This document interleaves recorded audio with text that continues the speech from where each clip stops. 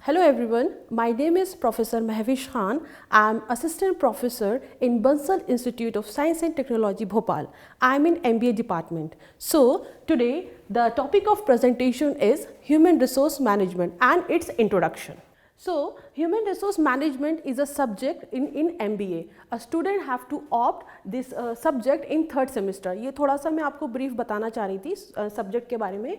MBA करने के लिए स्टूडेंट को थर्ड सेमेस्टर में स्पेशलाइजेशन ऑप्ट करना पड़ता है और जिसमें कि human resource management is one of the very important specialization to learn. So in today's presentation we will cover the meaning and definition of human resource management, functions of human resource management and the nature of human resource management. So what is the definition of human resource management?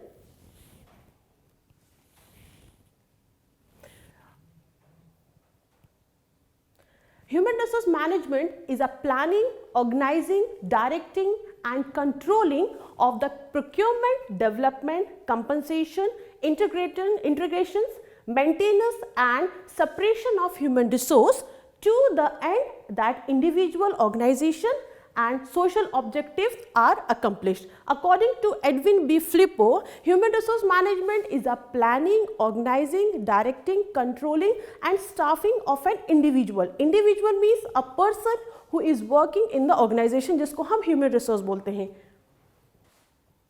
What is human resource? The meaning of human resource is, see, human resource management is a combination of three words: human, resource and management. Human means a person, an employee who is working in the organization. जो भी employee हमारी organization में काम कर रहा है, whether it is top level of management, whether it is lower level of management or whether it is middle level of management, जो भी employee हमारी organization में काम कर रहा है, that is a human. So that is our resources, because हम उस human को लेके हमारी ऑर्गेनाइजेशन का जो ऑब्जेक्टिव है, जो काम है, हम उनसे करवाते हैं. So management is a planning, organizing, directing, controlling of that particular employee. Here we are talking about the employee, everything which is under human resource management that is related to the human, because it's very complex to understand an individual.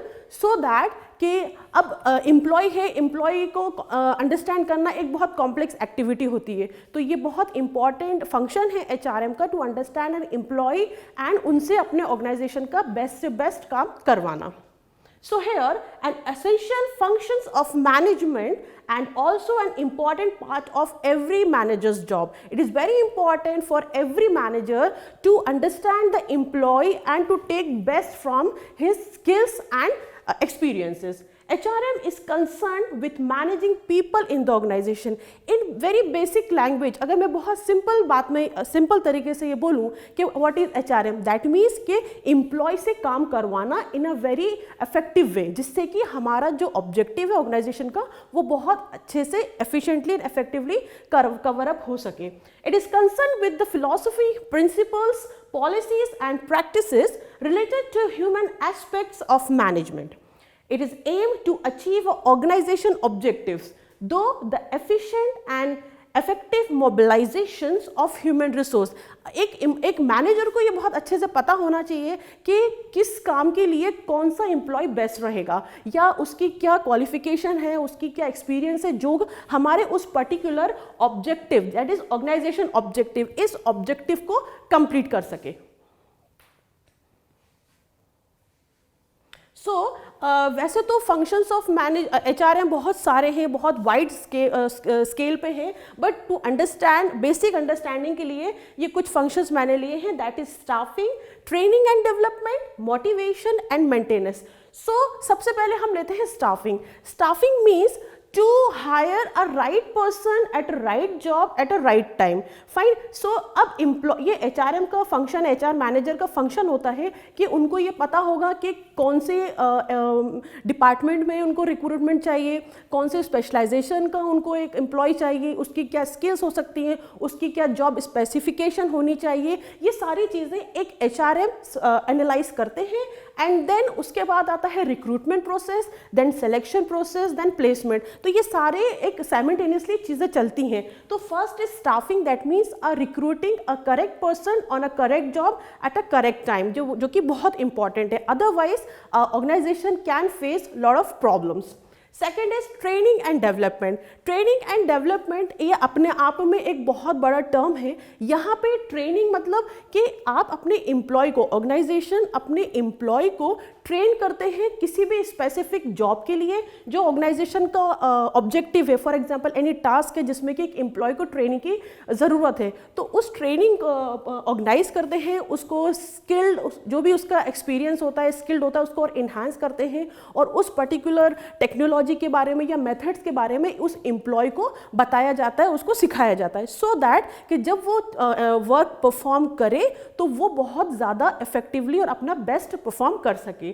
Development is enhancement in individual personality, right. So ये training and development अगर employee को हम provide करते हैं, that means अगर organisation employee को training and development provide करते हैं तो उसमें at the first time employee का भी डेवलपमेंट हो रहा है and at the second time organisation का भी डेवलपमेंट हो रहा है। बिकॉज जो यहाँ पे सिखाया जाता है एम्प्लॉय को, जो एम्प्लॉय को सिखाया जाता है वो एम्प्लॉय तो अपने अंदर उस चीज़ को सीख लेता है, तो वही चीज़ उसको अपने काम में, अपने ऑब्जेक्टिव को अचीव करने में यूज़ करनी होती है। Then next is motivation.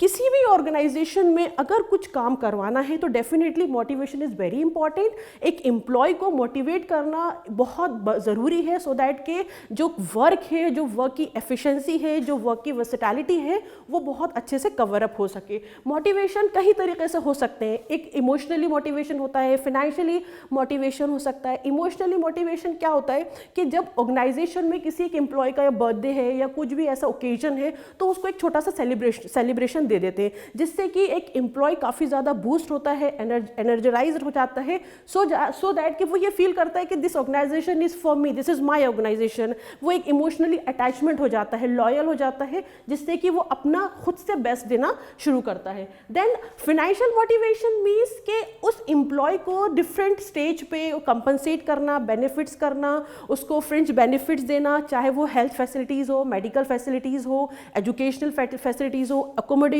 हो, कन्वेंस वाली चीज़ें हो, ये सारी चीज़ें एम्प्लॉय को काफ़ी ज़्यादा मोटिवेट करती हैं सो दैट के एम्प्लॉय हमें ऑर्गेनाइजेशन का मेन ऑब्जेक्टिव है कि एचआरएम का specially to make that employee work for the betterment of an organization and जो उसका बेस्ट स्किल है वो उसको परफॉर्म कर सके। तो मोटिवेशन से बहुत ज़्यादा इफेक्ट पड़ता है एम्प्लॉयज़ की परफॉर्मेंस पे।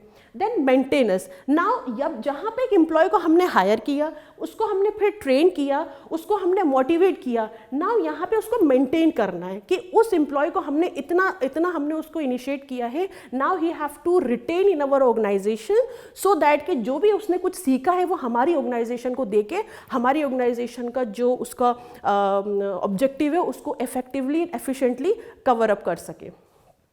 Next is nature of human resource management is very simple. अगर हम बात करते हैं तो सबसे पहले पर्वसिव फंक्शन, आप पर्वसिव कह लो या यूनिवर्सल कह लो, एक ही बात होती है। दैट मीन्स के जो नेचर होते हैं एचआरएम के वो हर जगह एप्लीकेबल हैं, whether it is small scale industry, whether it is large scale industry, whether अगर हायर लेवल ऑफ मैनेजमेंट हो, मिडिल लेवल ऑफ मैनेजमेंट हो या लोअर लेवल ऑफ मैनेजमेंट हो, चाहे प्राइवेट सेक्टर हो, चाहे गवर्नमेंट सेक्टर हो, कोई भी हो, ये जो एचआरएम के जो नेचर है, जो फंक्शन है, वो हर जगह एप्लीकेबल होता है। So that means it is a pervasive function.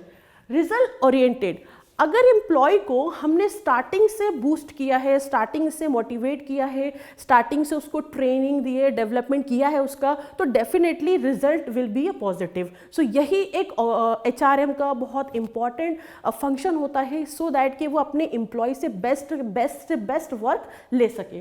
Then tactful approach, it means to make that employee comfortable in the organization, उस एम्प्लॉय को ऐसा इन्वायरमेंट देना जिससे कि वो अपना जो वर्क है उसको बहुत सेटिस्फैक्ट्री कर सके। ठीक है। देन पीपल सेंट्रिक, जैसे मैंने आपको बताया था कि एचआरएम इज मतलब पूरा एचआरएम अगर देखा जाए तो it is only for people, that means a person who is working in the organization.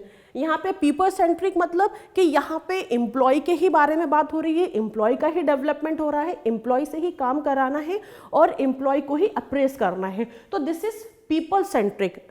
We are not talking about the production department, we are not talking about the financial department, we are not talking about the marketing department, we are talking about only person who is working in the organization. चाहे वो employee हो, चाहे वो worker हो, चाहे वो कोई से भी trade union के people हो, कोई भी हो, तो यहाँ पे HRM उनसे ही related होता है। Then integrative action, it is integrated, that means everything comes together to make the work accomplished. Next is continuous process. ऐसा नहीं होता कि ऑर्गेनाइजेशन में ह्यूमन रिसोर्स एक टाइम के लिए होता है कि हम वीकली करेंगे या मंथली हम ह्यूमन रिसोर्स मैनेजमेंट परफॉर्म करेंगे या हम उसको ओनली वन डे परफॉर्म करेंगे। No, it is not like that. It is a continuous process. That means employee is working continuously. कोई भी एम्प्लॉय अगर ऑफिस में आ रहा है या ऑर्गेनाइजेशन में आ रहा है या कंपनी में आ रहा है, उसको डेली काम करना है and the recording of that particular employees information, analysing, managing, everything is done on the daily basis. So वो continuous process है, तो that's why it is also known as it is a continuous process. So that's all in today's session. Hope you all like it and understood. Thank you so much.